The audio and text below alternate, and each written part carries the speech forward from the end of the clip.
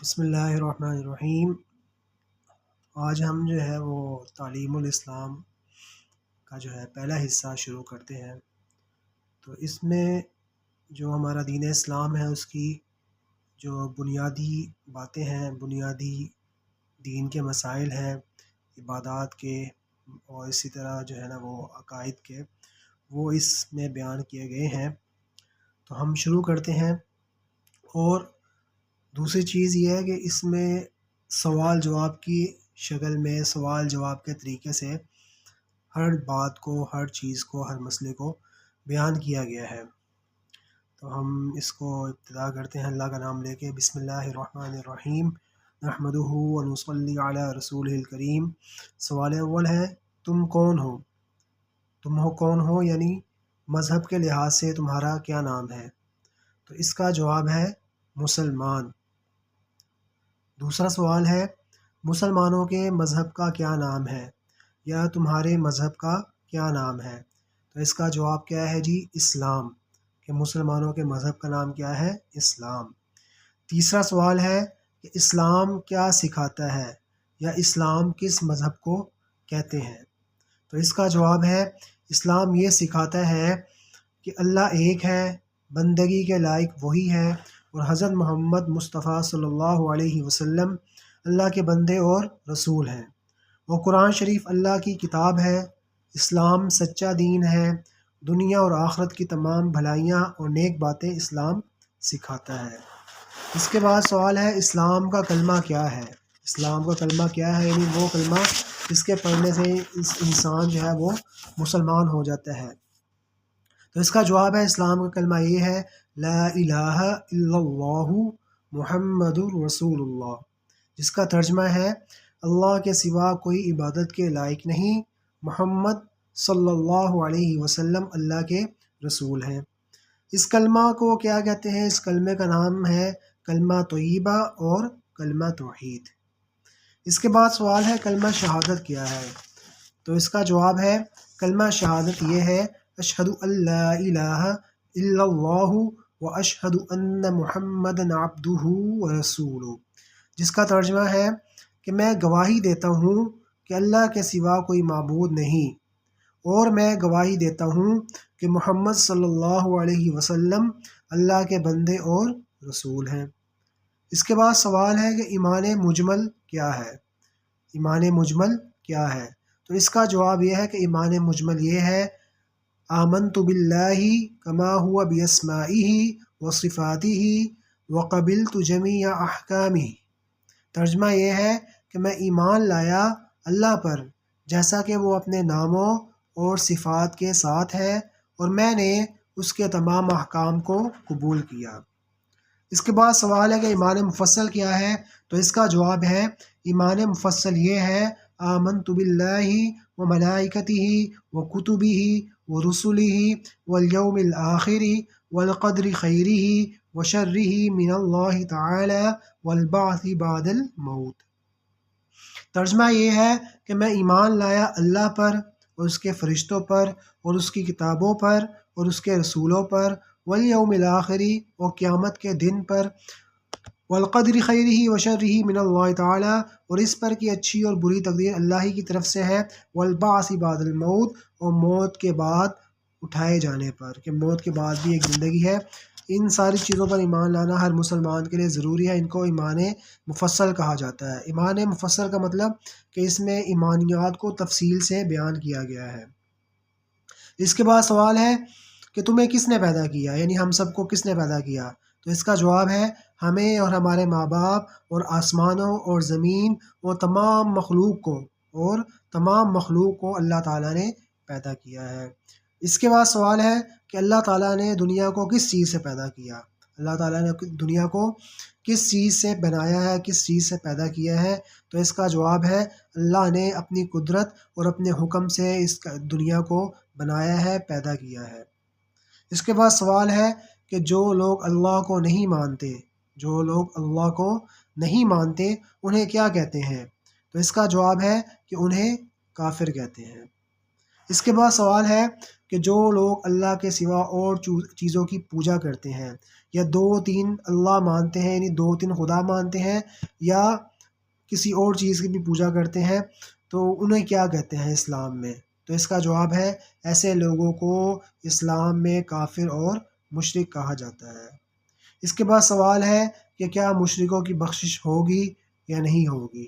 تو جواب ہے کہ مشرکوں کی بخشش نہیں ہوگی، وہ ہمیشہ تکلیف اور عذاب میں رہیں گے۔ اس کے بعد سوال ہے حضرت محمد صلی اللہ علیہ وسلم کون تھے؟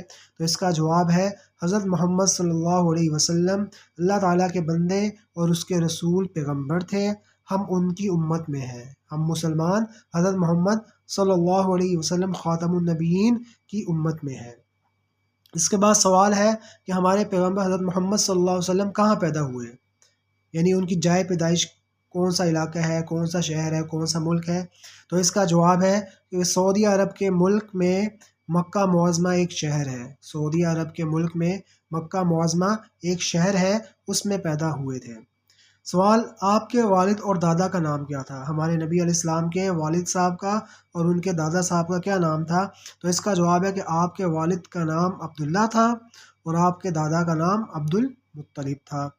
اس کے بعد سوال ہے ہمارے پیغمبر صلی اللہ علیہ وسلم اور پیغمبروں سے مرتبے میں بڑے ہیں یا چھوٹے ہیں؟ تو اس کا جواب ہے کہ ہمارے پیغمبر صلی اللہ علیہ وسلم مرتبے کے لحاظ سے سب پیغمبروں سے بڑے اور اللہ تعالیٰ کی ساری مخلوق سے زیادہ بزرگ ہیں، یعنی اللہ تعالیٰ کے بعد جو سب سے بزرگ ہستی ہے وہ حضرت محمد صلی اللہ علیہ وسلم ہے۔ اس کے بعد سوال ہے کہ حضرت محمد صلی اللہ علیہ وسلم کہاں رہے، یعنی آپ نے ساری زندگی کس علاقے میں، کون سے شہر میں، کون سے ملک میں گزاری؟ تو اس کا جواب ہے کہ 53 سال کی عمر تک اپنے شہر مکہ معظمہ میں رہے، اس کے بعد اللہ کے حکم سے مدینہ منورہ چلے گئے اور 10 سال وہاں رہے، لہٰذا 53 اور 10 یعنی 63 سال بن گئے۔ پھر 63 سال کی عمر میں نبی اسلام نے وفات پائی۔ 53 سال مکہ میں رہے اور 10 سال مدینہ منورہ کے اندر نبی اسلام نے گزارے اپنی زندگی کے۔ اس کے بعد سوال ہے اگر کوئی حضرت محمد صلی اللہ علیہ وسلم کو نہ مانے وہ کیسا ہے؟ یعنی ایک بندہ ہے وہ اللہ کو مانتا ہے لیکن حضرت محمد صلی اللہ علیہ وسلم پر ایمان نہیں لاتا اور ان کو اللہ کا نبی نہیں مانتا، تو کیا وہ مسلمان ہے یا نہیں؟ تو اس کا جواب ہے کہ جو شخص حضرت محمد صلی اللہ علیہ وسلم کو اللہ کا رسول نہ مانے وہ بھی کافر ہے، اسلام میں اس کو بھی کافر کہتا ہے۔ اس کے بعد سوال ہے کہ حضرت محمد صلی اللہ علیہ وسلم کو ماننے کا کیا مطلب ہے؟ کہ ایک بندہ کہتا ہے کہ میں حضرت محمد صلی اللہ علیہ وسلم کو مانتا ہوں، اس کا کیا مطلب ہوگا؟ تو اس کا مطلب یہ ہوتا ہے کہ حضرت محمد صلی اللہ علیہ وسلم کو اس طرح ماننا کہ آپ کو اللہ کا بھیجا ہوا پیغمبر یقین کرے کہ وہ اللہ کے پیغمبر ہیں، اس پر یقین کرے اور اللہ کے بعد ساری مخلوق سے آپ کو افضل سمجھے، اور نمبر 3 اور آپ سے محبت رکھے اور آپ کے حکموں کی تابع داری کرے۔ یہ مطلب ہے حضرت محمد صلی اللہ علیہ وسلم کو ماننے کا اور ان پر ایمان لانے کا۔ سوال، یہ کیسے معلوم ہوا کہ حضرت محمد صلی اللہ علیہ وسلم اللہ کے پیغمبر ہیں؟ یعنی ہمیں کیسے پتہ لگا، اس بات کا علم کیسے ہوا کہ وہ اللہ کے پیغمبر ہیں؟ تو اس کا جواب ہے انہوں نے ایسے اچھے کام کیے اور ایسی ایسی باتیں دکھائیں اور بتائیں جو پیغمبروں کے سوا اور کوئی شخص نہ دکھا سکتا ہے اور نہ وہ باتیں بتا سکتا ہے۔ سوال، یہ کیسے معلوم ہوا کہ قرآن شریف اللہ کی کتاب ہے؟ قرآن شریف اللہ کی کتاب ہے۔ جواب، حضرت محمد صلی اللہ علیہ وسلم نے فرمایا کہ یہ قرآن مجید اللہ کی کتاب ہے اور اللہ نے میرے اوپر نازل کی ہے، یعنی اتاری ہے، یعنی ہمارے نبی نے ہمیں یہ بات بتائی ہے، اس لیے ہمیں یہ بات پتہ لگی کہ قرآن شریف اللہ کی کتاب ہے۔ سوال، حضرت محمد صلی اللہ علیہ وسلم پر پورا قرآن مجید جو ہے ایک ہی مرتبہ اترا ہے یا تھوڑا تھوڑا کر کے نازل ہوا ہے؟ تو اس کا جواب یہ ہے کہ تھوڑا تھوڑا کر کے نبی علیہ السلام پر نازل ہوا ہے قرآن مجید، کبھی ایک آیت، کبھی 2 آیات، کبھی 4 آیات، کبھی ایک سورت، یعنی جیسی ضرورت ہوتی تھی اس کے مطابق اللہ تعالیٰ جو ہے قرآن کو نازل فرما دیتے تھے۔ سوال ہے کہ کتنے دنوں میں پورا قرآن مجید نازل ہوا، یعنی پورا قرآن مجید وہ آسمان نے دنیا سے زمین پر کتنے عرصے میں نازل ہوا؟ تو اس کا جواب ہے 23 سال میں، 23 سال کا عرصہ لگا، اس پورے 23 سال کے عرصے میں قرآن مجید نازل ہوا۔ سوال، قرآن مجید اس کا نزول کس طرح ہوتا تھا؟ جواب، جبرائیل علیہ السلام آپ علیہ السلام کو آ کر جو ہے آیت یا سورت سنا دیتے ہیں، آپ علیہ السلام اسے سن کر یاد کر لیتے تھے اور کسی لکھنے والے کو بلا کر لکھوا دیتے ہیں، یعنی جبرائیل علیہ السلام آتے تھے، آپ علیہ السلام کو قرآن سناتے تھے، آپ علیہ السلام ان سے سن کر جب ان سے سنتے ہیں تو آپ علیہ السلام کو یاد ہو جاتا ہے، تو اس کے بعد پھر نبی علیہ السلام کسی لکھنے والے کو بلاتے تھے اور ان سے کہتے ہیں کہ اس آیت کو فلاں جگہ پہ لکھ دو، یہاں لکھ دو، تو اس کے نبی علیہ السلام کے بتانے کے مطابق بتائے ہوئے طریقے پر جو ہے وہ وہاں پہ لکھ دیا کرتے تھے۔ سوال ہے کہ آپ علیہ السلام دوسروں سے لکھواتے ہیں وحی کو، خود کیوں نہیں لکھتے تھے؟ تو اس کا جواب ہے اس لیے کہ آپ علیہ السلام امی تھے، آپ علیہ السلام امی تھے۔ اب امی کسے کہتے ہیں؟ امی کہتے ہیں جس نے کسی سے لکھنا پڑھنا نہ سیکھا ہو اسے امی کہتے ہیں، یعنی کہ نہ اس کا کوئی استاد ہو، صحیح ہے، اس کا کوئی استاد نہ ہو کہ جس سے اس نے دنیا میں لکھنا سیکھا ہو یا پڑھنا سیکھا ہو۔ لیکن نبی اسلام نے دنیا میں تو کسی سے علم نہیں سیکھا، لیکن اللہ تعالیٰ نے آپ کو تمام مخلوق سے زیادہ علم دیا تھا، صحیح ہے، لہٰذا امی ہونے کا یہ مطلب نہیں ہے کہ نبی اسلام نعوذ باللہ نعوذ باللہ، اللہ تعالیٰ ہم سب کو اس بات سے بچائے کہ کوئی یہ کہے نعوذ باللہ کہ نبی اسلام جاہل تھے، اس طرح کا لفظ یوز کرے، ایسی بات نہیں ہے۔ مطلب یہ ہے کہ نبی اسلام نے دنیا کے اندر کسی سے لکھنا پڑھنا نہیں سیکھا، لیکن اللہ نے آپ کو تمام مخلوق سے زیادہ علم عطا کیا، آپ تمام مخلوق میں سب سے زیادہ علم والے تھے۔ سوال، حضرت جبرائیل علیہ السلام کون تھے؟ جواب، فرشتے ہیں اور اللہ کے حکم جو ہے وہ پیغمبروں کے پاس لاتے تھے، جبرائیل علیہ السلام کی ڈیوٹی تھی کہ وہ اللہ کے حکموں کو ان کے پیغمبروں کے پاس لاتے تھے۔ سوال، مسلمان اللہ تعالیٰ کی بندگی کیسے کرتے ہیں؟ یعنی اب مسلمانوں کا حکم ہے کہ تم اللہ کی بندگی کرو، تو مسلمان جو ہے کس طرح سے اللہ تعالیٰ کی بندگی کرتے ہیں؟ تو اس کا جواب ہے کہ نماز پڑھتے ہیں، روزے رکھتے ہیں، مال کی زکوٰۃ دیتے ہیں، حج ادا کرتے ہیں، تو اس طریقے سے مسلمان اللہ تعالیٰ کی بندگی کرتے ہیں۔ اچھا، سوال ہے کہ بندگی کا وہ طریقہ جسے نماز کہتے ہیں کیا ہے؟ تو اس کا جواب ہے گھر میں یا مسجد میں اللہ تعالیٰ کے سامنے ہاتھ باندھ کر کھڑے ہوتے ہیں، وہ قرآن شریف پڑھتے ہیں، اللہ تعالیٰ کی تعریفیں کرتے ہیں، اس کی بزرگی اور تعظیم کرتے ہیں، اس کے سامنے جھک جاتے ہیں اور زمین پر سر رکھ کر اس کی بڑائی اور اپنی عاجزی اور ذلت کو ظاہر کرتے ہیں، اس طریقے سے نماز کو پڑھتے ہیں مسلمان۔ سوال، نماز پڑھنے سے پہلے ہاتھ منہ پاؤں دھوتے ہیں مسلمان، اس کو کیا کہتے ہیں؟ جواب، اس کو وضو کہتے ہیں، اس کو وضو کہتے ہیں، اور بغیر وضو کے نماز نہیں ہوتی۔ سوال، نماز میں کس طرح منہ کر کے کھڑا ہونا چاہیے، یعنی کس طرف منہ کر کے نماز پڑھنی چاہیے؟ تو اس کا جواب ہے کہ ہمارا جو یہ علاقہ ہے بر صغیر کا، یہاں سے مغرب کی طرف جو ہے منہ کر کے نماز پڑھنی چاہیے۔ سوال، مغرب کی طرف منہ کرنے کا کیوں حکم دیا گیا؟ جواب، مکہ معظمہ میں اللہ تعالیٰ کا ایک گھر ہے جسے کعبہ کہتے ہیں، اس کی طرف نماز میں منہ کرنا ضروری ہے، اور وہ ہمارے شہروں سے مغرب کی طرف ہے، اس لیے مغرب کی طرف نماز میں منہ کرنے کا ہمیں یہاں پہ حکم ہے۔ سوال، جس طرف منہ کر کے نماز پڑھتے ہیں اسے کیا کہتے ہیں؟ جواب، اسے قبلہ کہتے ہیں، یعنی ہم خانہ کعبہ کی طرف منہ کر کے نماز پڑھتے ہیں تو ہم اس کو کیا کہیں گے؟ قبلہ کہیں گے۔ سوال، دن رات میں نماز کتنی مرتبہ پڑھی جاتی ہے؟ تو اس کا جواب ہے دن رات میں 5 نمازیں فرض ہیں۔ اچھا جی، اس کے بعد سوال ہے کہ ان 5 نمازوں کا نام کیا ہے؟ تو اس کا جواب ہے پہلی نماز فجر ہے، صحیح ہے، جو صبح کے وقت سورج نکلنے سے پہلے پڑھی جاتی ہے۔ دوسری نماز ظہر ہے جو دوپہر کو سورج ڈھلنے کے بعد پڑھی جاتی ہے، یعنی جب سورج بالکل سر کے اوپر آ جاتا ہے تو سر کے اوپر یعنی بالکل سیٹ ہوتا ہے، یعنی سیدھا ہوتا ہے، صحیح ہے جی، تو وہ جب اس بالکل سیدھا ہونے سے جب تھوڑا سا ایسے بھی ہو جاتا ہے نا، تو اس ٹائم سے ظہر کی نماز کا ٹائم شروع ہو جاتا ہے اس وقت سے۔ تیسری نماز عصر ہے جو سورج چھپنے سے 2 ڈیڑھ گھنٹے پہلے پڑھی جاتی ہے۔ چوتھی نماز مغرب ہے جو شام کو سورج چھپنے کے بعد پڑھی جاتی ہے، یعنی جب سورج غروب ہوتا ہے تو مغرب کی نماز کو پڑھا جاتا ہے۔ اور پانچویں نماز عشاء ہے جو 1.5-2 گھنٹے رات آنے پر پڑھی جاتی ہے۔ اس کے بعد سوال ہے کہ اذان کسے کہتے ہیں؟ جواب، جب نماز کا وقت آ جاتا ہے تو نماز سے کچھ دیر پہلے ایک شخص کھڑے ہو کر زور زور سے الفاظ کہتا ہے، وہ الفاظ یہ ہیں اللہ اکبر اللہ اکبر اللہ اکبر اللہ اکبر، اشہد ان لا الہ الا اللہ اشہد ان لا الہ الا اللہ اشہد ان محمد رسول اللہ اشہد ان محمد رسول اللہ، حی علی الصلاۃ حی علی الصلاۃ حی علی الفلاح حی علی الفلاح، اللہ اکبر لا الہ الا اللہ۔ اچھا، صبح کی اذان میں حی علی الفلاح کے بعد अस्सलातु खैरुम मिनन नौम भी 2 मरतबा कहना चाहिए। तो ये इसको कहते हैं अज़ान। इसके बाद सवाल है तकबीर किसे कहते हैं? जवाब ये है, जब नमाज के लिए खड़े होने लगते हैं तो नमाज शुरू करने से पहले एक शख्स वही कलिमात कहता है जो अज़ान में कहे जाते हैं। इसे इकामत कहते हैं और इसे तकबीर कहते हैं। लेकिन फ़र्क क्या है कि तकबीर में हय्या अलल फलाह के बाद अज़ान और इकामत में फ़र्क क्या है कि अज़ान में हय्या अलल फलाह के बाद कहा जाता है अल्लाहु अकबर ला इलाहा इल्लल्लाह, लेकिन तकबीर में हय्या अलल फलाह के बाद 2 मरतबा ये इजाफ़ा किया जाता है क़द क़ामतिस्सलाह क़द क़ामतिस्सलाह, जिसका तर्जुमा है कि यकीनन ये नमाज का खड़ी हो चुकी है, नमाज का टाइम हो चुका है। 2 मरतबा जो है ये इजाफ़ी तौर पे कहा जाता है। सवाल, अब जो शख्स अज़ान कहता है या तकबीर कहता है उसको शरई इस्तिलाह में क्या कहते हैं? शरई इस्तिलाह में जो शख्स अज़ान कहता है उसे मुअज़्ज़िन कहते हैं और जो शख्स तकबीर कहता है उसे मुकब्बिर कहते हैं। इसके बाद सवाल पैदा होता है कि बहुत से लोग मिल कर जो नमाज़ पढ़ते हैं, इसमें इस नमाज को और नमाज़ पढ़ाने वाले को और नमाज़ पढ़ने वालों को क्या कहते हैं? तो इसका जवाब है, बहुत से आदमी मिलकर जो नमाज़ पढ़ते हैं इसे जमात की नमाज़ कहते हैं और नमाज़ पढ़ाने वाले को इमाम कहते हैं और पीछे उसके इमाम के पीछे जो नमाज़ पढ़ने वाले होते हैं उनको मुक्तदी कहा जाता है। सवाल पैदा होता है कि फिर अकेले नमाज़ पढ़ने वाले को क्या कहते हैं? तो इसका जवाब है कि अकेले नमाज़ पढ़ने वाले को मुनफरिद कहते हैं। अकेले नमाज़ पढ़ने वाले को मुनफरिद कहते हैं।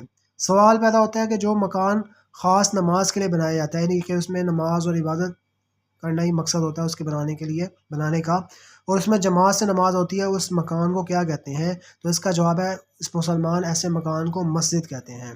ऐसे मकान को मस्जिद कहते हैं। जवाब, सवाल पैदा होता है कि मस्जिद में जाकर क्या करना चाहिए? मस्जिद में जाकर क्या करना चाहिए? तो जवाब है, मस्जिद में जाके नमाज़ पढ़े, कुरान शरीफ पढ़े या कोई और वजीफ़ा पढ़े या अदब से चुपके से यानी चुप होके बैठा रहे। मस्जिद में खेलना, कूदना, शोर मचाना और दुनिया की बातें करना ये बुरी बात है। इसके बाद सवाल पैदा होता है कि नमाज़ पढ़ने से क्या फ़ायदा होता है? तो जवाब ये है कि नमाज़ पढ़ने के बहुत सारे फ़ायदे हैं। एक फ़ायदा ये है कि नमाज़ी आदमी का बदन और कपड़े पाक साफ़ और सुथरे रहते हैं। दूसरा फ़ायदा ये है कि नमाज़ी आदमी से अल्लाह राज़ी और खुश होता है। तीसरा फ़ायदा ये है कि हज़रत मोहम्मद सल्लल्लाहु अलैहि वसल्लम नमाज़ी से राज़ी और खुश होते हैं। चौथा फ़ायदा ये है कि नमाज़ी आदमी अल्लाह के नज़दीक नेक होता है। पाँचवा फ़ायदा ये है कि नमाज़ी आदमी की नेक लोग भी दुनिया में इज़्ज़त करते हैं, दुनिया में भी उसकी बहुत इज़्ज़त होती है। नंबर 6, नमाज़ी आदमी बहुत से गुनाहों से बच जाता है। और नंबर 7, नमाज़ी आदमी को मरने के बाद अल्लाह ताला आराम की और सुख की ज़िंदगी नसीब फरमाते हैं। आगे सवाल है कि नमाज में जो कुछ पढ़ा जाता है इसके नाम बताएं और क्या क्या पढ़ा जाता है वो बताएं, यानी अरबी में। तो इसका जवाब है कि नमाज में जो कुछ पढ़ा जाता है इन सब के नाम और अल्फाज ये हैं। सबसे पहले नमाज में तकबीर होती है, अल्लाहु अकबर। तकबीर क्या है? अल्लाहु अकबर। इसके बाद सना होती है। सना क्या है? सुब्हानकल्लाहुम्मा व बिहम्दिका व तबारक अस्मुका व तआला जद्दुका व ला इलाहा गैरुक, जिसका तर्जुमा है कि अल्लाह हम तेरी पाकी का इकरार करते हैं और तेरी तारीफ़ बयान करते हैं और तेरा नाम बहुत बरकत वाला है और तेरी बुज़ुर्गी बढ़तर है और तेरे सिवा कोई मुस्तहिक़ इबादत नहीं है। इसके बाद तावूज़ पढ़ते हैं। तावूज़ किसे कहते हैं? औज़ु बिल्लाहि मिनश शैतानिर रजीम। तर्जुमा यह है कि मैं अल्लाह की पनाह मांगता हूँ शैतान मरदूद से। इसके बाद तस्मिया पढ़ते हैं। तस्मिया किसे कहते हैं? तस्मिया इसे कहते हैं बिस्मिल्लाहिर रहमानिर रहीम। इसका तर्जुमा यह है कि अल्लाह के नाम से शुरू करता हूँ जो बड़ा मेहरबान निहायत रहम वाला है। फिर इसके बाद नमाज में सूरत फातिहा पढ़ते हैं। सूरत फातिहा क्या है? ये है अल्हम्दुलिल्लाहि रब्बिल आलमीन अर्रहमानिर रहीम मालिकि यौमिद्दीन इय्याका नअबुदु व इय्याका नस्तईन इहदिनस सिरातल मुस्तकीम सिरातल लज़ीना अनअमता अलैहिम गैरिल मग़ज़ूबि अलैहिम वलद्दाल्लीन आमीन। तर्जुमा ये है कि हर किस्म की सब तारीफ़ें अल्लाह के लायक हैं जो तमाम जहानों का पालने वाला है, बड़ा मेहरबान निहायत रहम वाला है, रोज़े जज़ा का मालिक है। ए अल्लाह हम तेरी ही इबादत करते हैं, व इय्याका नस्तईन और तुझ ही से मदद मांगते हैं। हमको सीधे रास्ते पर चला, उन लोगों के रास्ते पर जिन पर तूने इनाम फरमाया, ना कि उनके रास्ते पर जिन पर तेरा गज़ब नाजिल हुआ और ना गुमराहों के रास्ते पर। यहाँ पे अनअमता अलैहिम गैरिल मग़ज़ूब से मुराद जो है कौन है? यहूद है कि अल्लाह हम दुआ मांगते हैं नमाज में कि हमें अल्लाह यहूद के रास्ते पे भी ना चला। वलद्दाल्लीन यहाँ से मुराद ईसाई हैं कि अल्लाह हमें ईसाइयों के रास्ते पे भी ना चला। इसके बाद हम कोई भी सूरत पढ़नी होती है, मिसाल के तौर पर सूरत कौसर, इन्ना आतईनाकल कौसर फसल्लि लिरब्बिका वन्हर इन्न शानिअका हुवल अब्तर, जिसका तर्जुमा है कि ए नबी हमने तुमको कौसर अता की, बस तुम अपने रब के लिए नमाज पढ़ो और कुर्बानी करो, बेशक तुम्हारा दुश्मन ही बेनामो निशान होने वाला है। इसके बाद हम रुकू करते हैं। रुकू کس چیज़ کا نام ہے کہ یعنی کہ جھکنے کی حالت میں جھکتے ہیں، تھوڑا سا کمر کو نیچے کی طرف جھکاتے ہیں اور اس میں تسبیح پڑھتے ہیں سبحان ربی العظیم 3 مرتبہ۔ پھر اس کے بعد ہم قوما کرتے ہیں، یعنی رکوع سے اٹھنے جو ہے اس کو قوما کہتے ہیں۔ اس میں ہم کیا پڑھتے ہیں؟ تسمیع۔ تسمیع کسے کہتے ہیں؟ سمیع اللہ لمن حمیدہ، جس کا ترجمہ یہ ہے کہ اللہ نے اس کی سن لی جس نے اس کی تعریف کی۔ پھر اسی قومے میں ایک اور لفظ ہم پڑھتے ہیں ربنا لک الحمد، کہ اے ہمارے پروردگار تیرے ہی واسطے تمام تعریف ہے۔ پھر اس کے بعد سجدہ کرتے ہیں، یعنی زمین پر سر رکھنے کی حالت، اس کو سجدہ کہتے ہیں۔ تو اس میں تسبیح کون سی پڑھی جاتی ہے؟ یہ پڑھی جاتی ہے سبحان ربی الاعلیٰ، جس کا ترجمہ یہ ہے کہ پاکی بیان کرتا ہوں میں اپنے پروردگار برتر کی۔ پھر اس کے بعد اینڈ میں، سب سے اینڈ میں نماز جب ہم نے ختم کرنی ہوتی ہے تو اس میں التحیات پڑھتے ہیں۔ التحیات کیا ہوتی ہے؟ وہ یہ ہوتی ہے، اس کے الفاظ یہ ہیں: التحیات للہ والصلوات والطیبات، السلام علیک ایہا النبی ورحمۃ اللہ وبرکاتہ، السلام علینا وعلی عباد اللہ الصالحین، اشہد ان لا الہ الا اللہ واشہد ان محمدا عبدہ ورسولہ، جس کا ترجمہ یہ ہے کہ تمام قولی عبادتیں اور تمام فعلی عبادتیں اور تمام مالی عبادتیں اللہ ہی کے لیے ہیں۔ سلام تم پر اے نبی، اللہ اور اللہ کی رحمت اور اس کی برکت ہے، اور سلام ہو ہم پر اور اللہ کے نیک بندوں پر۔ گواہی دیتا ہوں میں کہ اللہ کے سوا کوئی نہیں معبود، اور گواہی دیتا ہوں میں کہ محمد صلی اللہ علیہ وسلم اللہ کے بندے اور اس کے پیغمبر ہیں۔ اس کے بعد درود شریف پڑھتے ہیں، جس کو ہم درود ابراہیمی کہتے ہیں۔ وہ یہ ہے: اللہم صلی علی محمد وعلی آل محمد کما صلیت علی ابراہیم وعلی آل ابراہیم انک حمید مجید، اللہم بارک علی محمد وعلی آل محمد کما بارکت علی ابراہیم وعلی آل ابراہیم انک حمید مجید، جس کا ترجمہ یہ ہے کہ اے اللہ رحمت نازل فرما محمد صلی اللہ علیہ وسلم پر اور ان کی آل پر، جیسا کہ آپ نے رحمت نازل فرمائی ابراہیم علیہ السلام پر اور ان کی آل پر۔ بے شک تو تعریف کے لائق بڑی بزرگی والا ہے، اے اللہ برکت نازل فرما محمد صلی اللہ علیہ وسلم پر اور ان کی آل پر، جیسا کہ برکت نازل فرمائی تو نے ابراہیم علیہ السلام پر اور ان کی آل پر، بے شک تو تعریف کے لائق بڑی بزرگی والا ہے۔ اس کے بعد اینڈ میں جو ہے درود شریف کے بعد دعا پڑھتے ہیں۔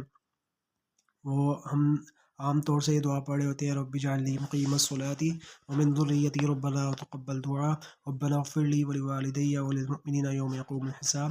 ایک اور دعا بھی پڑھ سکتے ہیں، وہ کون سی؟ اللہم انی ظلمت نفسی ظلما کثیرا ولا یغفر الذنوب الا انت فاغفر لی مغفرۃ من عندک وارحمنی انک انت الغفور الرحیم، جس کا ترجمہ یہ ہے کہ اللہ میں نے اپنے نفس پر بہت بہت ظلم کیا، اور سوائے تیرے اور کوئی گناہوں کو بخش نہیں سکتا، بس تو اپنی طرف سے خاص بخشش سے مجھ کو بخش دے اور مجھ پر رحم فرما دے، بے شک تو ہی بخشنے والا نہایت رحم والا ہے۔ اس کے بعد سلام پڑھا جاتا ہے، یعنی وہ کیسے پڑھا جاتا ہے؟ السلام علیکم ورحمۃ اللہ، ان الفاظ کے ساتھ۔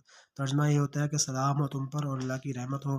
پھر نماز پڑھ لیتے ہیں، تو اس کے بعد یہ دعا پڑھتے ہیں: اللہم انت السلام ومنک السلام تبارک یا ذا الجلال والاکرام، کہ ترجمہ یہ ہے کہ اللہ تو ہی سلامتی دینے والا ہے اور تیری طرف سے سلامتی مل سکتی ہے، تبارک آپ بہت برکت والے ہیں، یا ذا الجلال والاکرام اے عظمت اور بزرگی والے۔ اور جو وطر ہوتے ہیں اس میں تکبیر کے بعد ہم یہ دعائے قنوت پڑھتے ہیں۔ دعائے قنوت کیا ہے؟ وہ یہ ہے: اللہم انا نستعینک ونستغفرک ونؤمن بک ونتوکل علیک ونثنی علیک الخیر ونشکرک ولا نکفرک ونخلع ونترک من یفجرک، اللہم ایاک نعبد ولک نصلی ونسجد الیک نسعی ونحفظ ونرجو رحمتک ونخشى عذابک ان عذابک بالکفار ملحق، جس کا ترجمہ یہ ہے کہ اللہ ہم تجھی سے مدد مانگتے ہیں اور مغفرت طلب کرتے ہیں اور تیرے اوپر ایمان لاتے ہیں اور تیرے اوپر بھروسہ رکھتے ہیں اور تیری ہی بہتر تعریف کرنے والے کرتے ہیں اور تیرا شکر ادا کرتے ہیں اور تیری ناشکری نہیں کرتے اور علیحدہ کرتے ہیں اور چھوڑ دیتے ہیں اس شخص کو جو تیری نافرمانی کرے۔ اے اللہ ہم تیری ہی عبادت کرتے ہیں،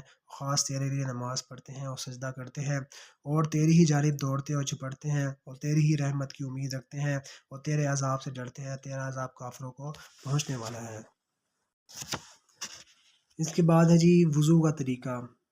سوال ہے کہ وضو کس طرح کرنا چاہیے، تو اس کا جواب ہے، تفصیلی جواب ہے، ذرا غور سے سنیں، کہ صاف برتن میں پانی لے کر پاک صاف اور اونچی جگہ پر بیٹھو، قبلہ کی طرف منہ کر لو تو اچھا ہے، اور اس کا موقع نہ ہو تو کچھ نقصان نہیں۔ آستینیں کونیوں سے اوپر تک چڑھا لو، پھر بسم اللہ پڑھو اور 3 بار گھٹنوں تک دونوں ہاتھ دھو، پھر 3 مرتبہ کلی کرو، کرو، مسواک نہ ہو تو انگلی سے دانت مل لو، پھر 3 بار ناک میں پانی ڈال کر بائیں ہاتھ کی چھوٹی انگلی سے ناک صاف کرو، پھر 3 مرتبہ منہ دھو، منہ پر پانی زور سے نہ مارو بلکہ آہستہ سے پیشانی پر پانی ڈال کر دھو، پیشانی کے بالوں سے تھوڑی کے نیچے تک، اور ادھر ادھر دونوں کانوں تک منہ دھونا چاہیے۔ پھر کونیوں سمیت دونوں ہاتھ دھو، پہلے دائنا ہاتھ 3 بار، پھر بایاں ہاتھ 3 بار، پھر ہاتھ پانی سے گیلا کر کے بھگو کر سر کا مسح کرو، پھر کانوں کا مسح کرو، پھر گردن کا مسح کرو۔ مسح صرف ایک مرتبہ ہی، ایک مرتبہ کرنا چاہیے۔ پھر 3 مرتبہ دونوں پاؤں جو ہے وہ ٹخنوں کے سمیت دھو، پہلے دایاں ہاتھ اور پھر پہلے دایاں پاؤں پھر بایاں پاؤں۔ تو یہ پورا ہمارا جو ہے وضو کا طریقہ ہے۔